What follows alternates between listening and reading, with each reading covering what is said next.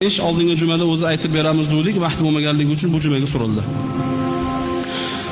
Qaysi qabriston, qaysi manzilda bo'lganini aytmaymiz. Biz huzurimizga oldingi jumada bir kishi keldida bir narsani ming hijolat bilan ko'rinishlardan ham o'zi masalar yaxshi emas ekan, bir qabristonda go'rkov bo'lib ishlar ekanlar. Birodarlar, biz aytayotgan narsa shu zamonda, shu kunlarda bo'lib turgan holat. Qabristonda go'rkov bo'lib ishlar ekanlar. Qorika bir ayolning qabri ochildi. Farzandi vafot etdi. Shu farzandini shu qabrga qo'ymoqchi bo'lishdi. Menga kelib shu qabrni ochib bering. Onamlarni, mana shu onalarni qabriga qo'yaman deb aytdilar.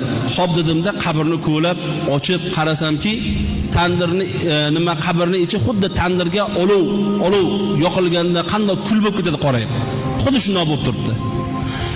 Qabrga tushib, ko'lab bo'lib, shuni taxtini issiqligini bilib turdim badanimda dedilar. Hozir shu kunda bo'lib turgan holat.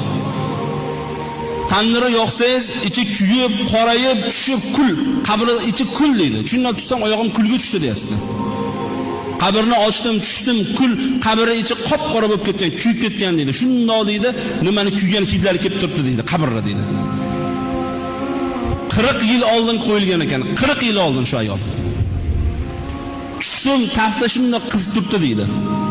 Odamlarga ayting, Allohdan qo'rqsinlar. Bildik, u ayol davlat ishida katta rahbar bir lavozimda ishlab, odamlarning musibatida qolgan ayol ekan. Ya'ni odamlarga ko'p zulm qilgan ayol ekan. Bildik. Birodarlar, odamlarga zulm qilayotganlar, odamlarga o'zini zulmi bilan hukmini o'tkazishga harakat qilayotganlar, Allohdan qo'rqinglar endi.